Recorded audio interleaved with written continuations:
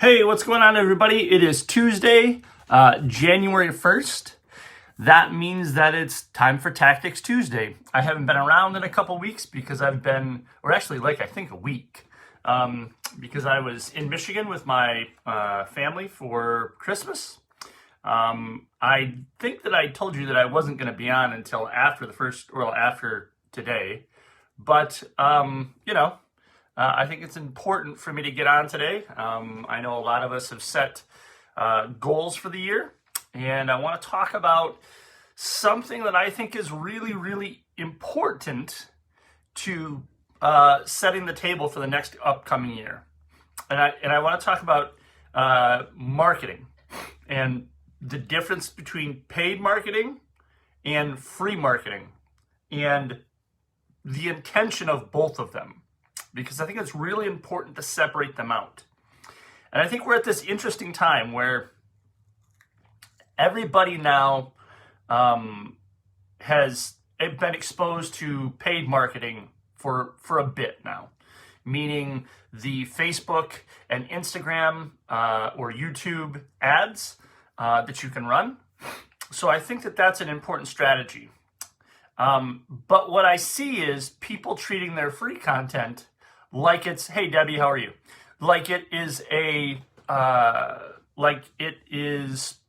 paid content, meaning that they want to monetize on their free content right away. And I think that's a large mistake.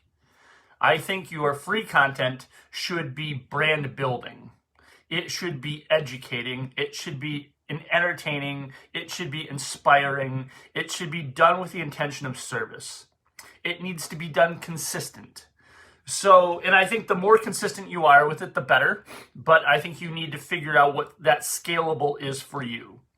If it's once a day, it's twice a day, it's 2 or 3 times a week, you need to do something consistent.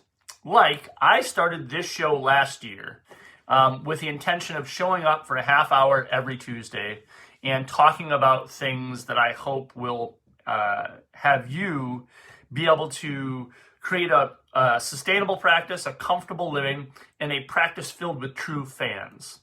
People who love your work and that you love to work with. So I started this a year ago, or around a year ago. I can't remember when it was. And then in the last 30 days, or 31 days, I think, I started sharing from Seth Godin's This Is Marketing book, a page or a little paragraph or maybe even a sentence sometimes, and then creating my own content around that page and what it meant to me as I was reading it. And also what it meant to me, maybe pulling some of my own personal coachable moments out of that. And that free content, I've posted to one place, well, actually occasionally 2 or 3 places. The Massage Entrepreneurs page is the most readily place that I post it. There's real short of 12,000 members there of the group. And then I've started posting it to the Minnesota page, Minnesota Massage Therapist page. I started posting it there. And with the intention of showing up on a daily basis and creating trust. Because just like in massage, most massage therapists think that business coaches are out to get their money and they don't really provide them with any ROI. Just like a lot of clients who've not had massage before, or maybe who've had experience with massage, but haven't had a great experience with massage. They don't really get it. A lot of them think it's either a luxury or they think it's something that, helps other people but doesn't help them. Well, part of the way that you earn that trust is you have to show up on a consistent basis. You have to create a relationship. And when we're just sporadic with our content, people don't trust us because what builds trust? Consistency. Showing up on a regular basis builds trust. So the thing that we want to look at with our free content is that we shouldn't be trying to monetize our free content. And maybe we do it every once in a while. But when I say every once in a while, I would like try and monetize. If I'm posting every day, I might try and monetize my content once a week. If I'm posting every day. If I'm not posting every day, then I'm not building trust. I don't have the consistency. So with that, people start to look at my content if I'm not posting with consistency, with the intention of entertaining, educating, inspiring, being of service. Hey, Roderick, how are you? What happens then is that we start to become like part of the sales feed. We don't actually separate our free content from our paid content, and people start to skim by it. They don't look at it. So when you're going to spend money on a paid ad, your free content and your paid content all blends in. And then let's say someone is attracted to your page from paid content and they start looking through your page because they do. What happens then is that they look at your page and they go, oh, well, this person's always running sales. And you lose credibility. Use your free content to build credibility. And we use free content. Here's the intention with free content, actually. It is not for the public. This video I'm currently doing is not for you, by the way. And I know you go, Sean, what are you talking about? No, it's not. This video originally was to hold myself accountable to once a week creating a video. It was done with the intention of holding myself accountable and starting to build consistency. It is done with the intention of three things along with that. It is done to practice my pitch. When I get on here, I have bullet points of things that I want to talk about, and I talk around them. And a lot of how I learn, and a lot of how we all learn, is we learn a lot by communicating. Whether that's writing, whether that's speaking, whatever it is, we learn a lot by that communication because we have to organize our thoughts. So this video once a week helps me to organize my thoughts. It helps me to create a narrative that I can talk to somebody at random about. When people ask me about coaching, I'm able to talk to them about it because I do this show once a week for a half hour. I create content on a daily basis, so I can talk around the content that I'm creating. And I can talk around it confidently. It's to practice my pitch. It's to get better at speaking in public. Now, I don't need, a whole crash course on public speaking. I'm very comfortable speaking in public. But there's been things that I've tried to work on over the last year that will help me out even more. What I hope that you notice when you go back, if you go back and look at, something in April, is that you'll see that my speech patterns are slower. You'll see that I'm using less filler words like ums and thes and buts and ands. I'm able to stay on a topic for longer without any actual notes. I'm practicing my pitch. I'm using this content to get better at talking about my thing. Now, I hope that in that time, Happy New Year, Jason. I hope you are well, my friend. I hope that in that time, you get something out of this. Because that's the second part of why we create content, to educate our current and future clients. We create content, or we can create content to educate our current and future clients because people are watching whether you know it or not, and whether you care or not. So if we're creating content on a consistent basis, we have to recognize that people are going to start to watch. And as they're watching, what are they starting to think about your work? Because now you have the ability to tell them about your work. So what are you telling them? What stories are you sharing with them? What are you sharing with them that are currently your passions and the things that are going around in your head? Like for me right now, what I want to do, what I have on the docket for 2019 is I want to create 3 separate webinars that are available for purchase. One is on creating content, where I go a lot deeper than I do usually. 2 is increasing your fees. And then 3 is retention of clients. And then what I hope that does for me is that it gives me the ability to then, when I start coaching people, I have them go through the first 3 modules of the webinar where they pay for it and they do it on their own.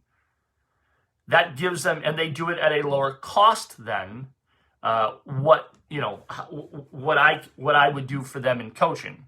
So by the time they get through those things, we will have the ability to talk about the next 3 like kind of pillars of my coaching, which is networking, legacy, and niche marketing. Because I think those things need to be talked to at depth to the individual person. But if you can take care of creating content and attracting clients, you can take care of retaining clients, and you can take care of and understand why you want to increase your fees on a regular basis and how to set your fees. That's the base foundation. If you can get the base foundation, and let's say it costs you somewhere between $600 to $1,000, right? $600 to $1,000 to create a base foundation of content that you can look at any time, then by the time that they get done, hey, Jen, how are you? By the time that they get done with that, they'll have a foundation set. And we don't have to go through that, because I think that's stuff that you can watch and implement on your own. It's not as specific to the individual.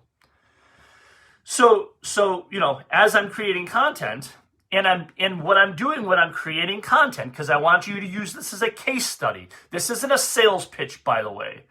It has a sales pitch part of it, but it isn't a sales pitch, because I'm letting you know this is the intention of what I'm doing. So I purposefully took the subject of creating content to attract clients today to start to organize my thoughts on a deeper level and talk about it for a half hour, see what feedback you all possibly have.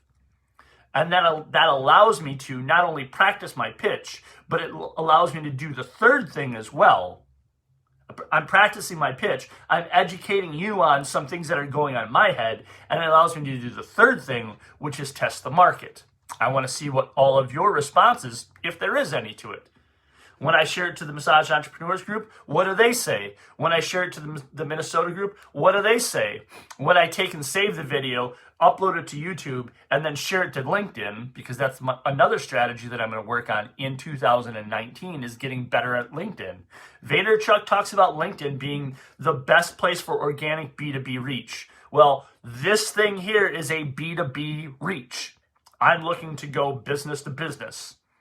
So I want to start upping my LinkedIn game, because he says it's the best place for organic reach, and that's done on a consistent basis. So I want to see what you all do, what you all say. How many views do I get? What type of interactions do I get? But really, again, the biggest thing is I'm practicing my pitch. So when you're creating your content and you're creating your free content is brand building. And what do you want your brand to be built by? Do you want it to be known as the sales brand, the sales massage therapist that fits in like everybody else does? Or do you want to become a thought leader in your community? That's what I'm hoping that you want to do. That's why I did this. That's why I started this show. I want to become a thought leader in the coaching community. I want to earn trust. I want to bring value and provide value. And you do that by your free content, the things that you talk about on a regular basis. It's not just showing you doing a massage.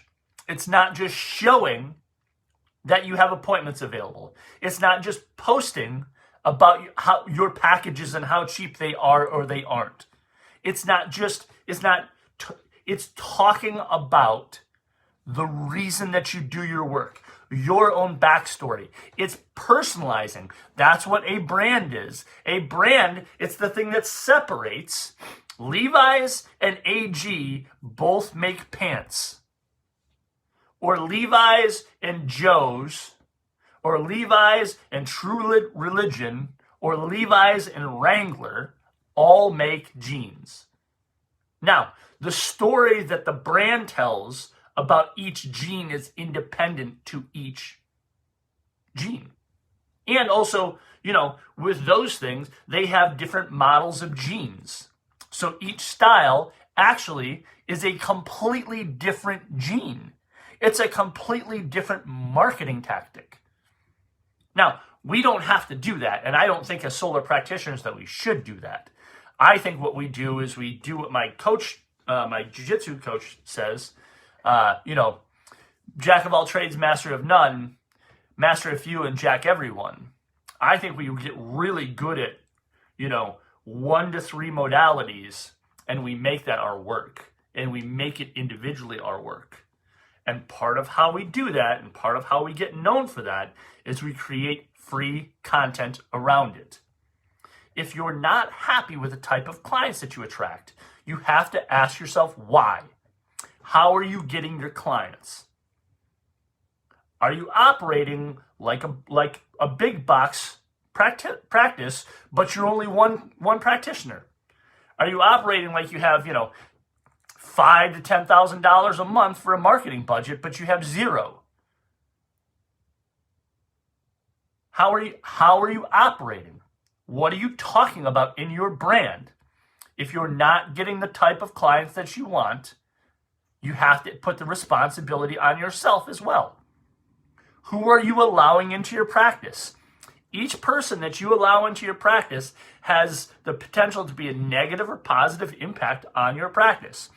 They potentially, if you're good at what you do and people like your work, and you let someone in your practice who's not a good fit for your practice, then here's what happens. Potentially, they have friends that they're going to talk to about your work, and they're going to tell their friends about you. As a matter of fact, I did this just the other day. I had a lady reach out to me on Facebook. She told me her history. I think that she has some other things that are going on that are a little bit more, psychological. I'm not interested in working with any of that. There's certain keywords that she gave me that tipped me off. So I didn't take her on as a client. I don't want her as a client. I already know what's going to happen with her. She's going to be really tough to work with. She's going to be really emotionally draining, and I'm not interested in that. I'll tell you a story back, and this is 4 or 5 years ago, so this is a safe story to tell. I had this client call me up when I was still in Michigan, and she got my number from another client of mine who I really liked and really enjoyed working with. But this lady said to me, hey, here's what I have going on. And there was a list of symptoms that she had going on, or a list of reasons why, things that were wrong with her. And towards the end of the conversation, she said that she sees a faith healer as well. Well, for me, the minute you say faith healer, I'm out. I have zero interest in working with that. That is a whole nother level of things that I don't have any interest in. So you have to realize that because here's the deal, not only would I have not enjoyed working with her, potentially, and she was a pretty big extroverted personality, potentially she's going to start telling her friends about my work. And then I'm going to get other people in my practice that I'm not really excited about. So the way that you talk about your work is educating people. The way that you talk about your work is also the stories that you're telling yourself. And those are stories that are inadvertently, hey Marissa, how are you? Those are stories that are inadvertently being conveyed when you talk about your work. So if you struggle with a niche market, start blogging or creating content around a niche market that you want to work with. Talk about the reasons why you want to work with that niche market. Talk about who those people are. Get to know them intimately. Who are they? So the way that you attract clients, again, paid and free, they're very different strategies, but they're really important distinctions between them because they will dramatically impact your brand and how your work is seen. And if you don't believe me, and if you don't believe me that free content works, in the last 30 days, 31 days, I've added 100 likes to this page. And also, with $0, I've spent zero money. Well, I lie. I spent $24 on the Seth Godin's This Is Marketing book. And I have also scheduled 6 coaching sessions in December, which should be at $200 a pop. Which shouldn't happen in December because everybody's getting ready for Christmas.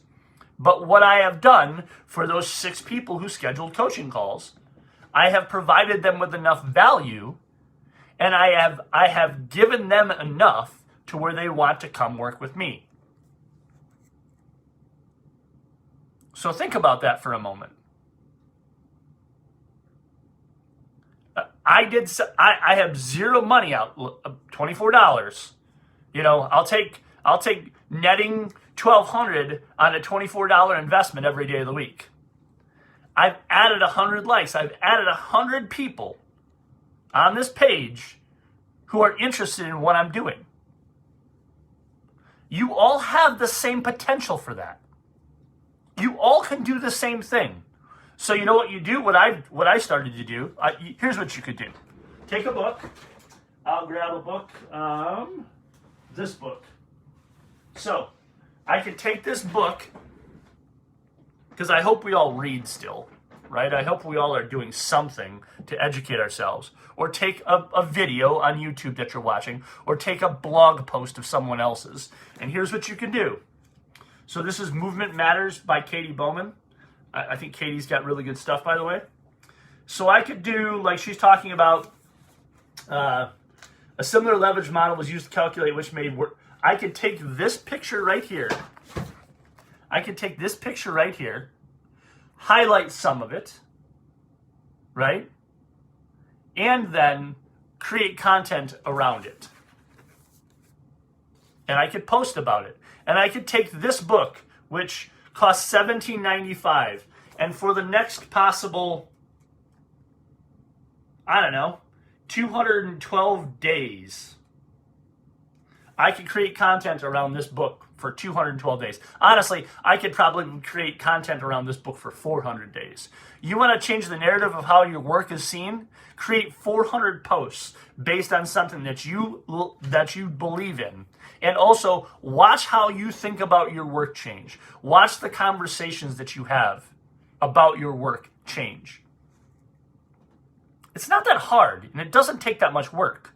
All it takes, and it takes me, in the Seth Godin book, all it takes is, about, maybe 25 minutes, maybe? And that 25 minutes is damn good, and it's a damn good investment for me, by the way. You know why? Because if I was going to take this book and use it as my marketing material for the next year, or for the next 30 days, or whatever it is that I want to set out, because I can control it, I actually get deeper into my own work because I am constantly thinking about how to organize it. Constantly. So creating free content isn't that hard. Creating a brand isn't that hard. The beauty of it is that very few people will do it because it takes creativity and consistency. That's all it takes, folks. And you're going to get better at it. In the beginning, you're going to suck. You're not going to be good at it. That's okay. You don't need to be good at it. All you need to do is grow into it. Like I said earlier, I hope that if you watch a video, if you watch episode 12, I don't even know what episode 12 is, but if you watch episode 12, you'll see that my delivery is better, I hope. Like I said, I'm using less filler words. I'm using less ands, thes, ums, buts, things like that. My speech patterns are slower. I can stay on topic for longer. And I'm less tangential, although that's going to always happen because that's just who I am. So this year, if you want to change the way that your work is seen, if you want to change the way that if you want to create a brand, if you want to create a way for your brand to be looked at differently, if you want to attract different clients, my suggestion to you is to start creating content on a consistent basis. It's free. The only thing it costs you is your time. And if you take my idea of taking a book that you could read and creating content out of it, it's going to cost you, I don't know, $20, $25, $40, $50, $100, $200 in a year for books, if that's what it costs you, and you get one client out of that thing. If you monetize it one time and you get a client and you're able to keep that client for 12 sessions, one session a month for 12 months at $60 an hour or however much you charge, and I'll say 60 because it's low as hell, you're still up. If you spend $200 on books this year and you use them as content and you gain a client, you keep that client for a year, 60 times 12 is $720. You're up $520. That's a pretty damn good ROI. It doesn't have to be hard, folks. You just have to be consistent. You have to be a little creative, and you have to be disciplined. That's it. And it's not even a hard discipline. It's not like I'm asking you to go run around. I'm not asking you to go do an ultra marathon this year if you've never done one, right? But you have to do it. You have to be consistent with free content. You have to be consistent with content anyways. It's just like any other form of marketing. So, next week, what we are going to talk about is increasing your fees and how to do that. And also, I'm going to give you a little bit of a formula as to how to set your fees so that you can confidently increase your fees to that thing and have an actual reason as to why. An actual reason as to why your fees are set there, other than it's either what everybody else around you is doing or it's because that's what you think they should be. I've come up with a formula that I think will help you all out. So I hope you all had a safe holiday season. I hope you all had a safe New Year's. I wish you an amazing 2019. I will see you back again here next Tuesday. You'll probably see sporadic videos of me this week. I've got to finish my coffee, go sit down with my This Is Marketing book, and try and look for a new little piece that I want to share with you guys. All right. I hope you all are well. See you soon. And remember, practice makes improvement.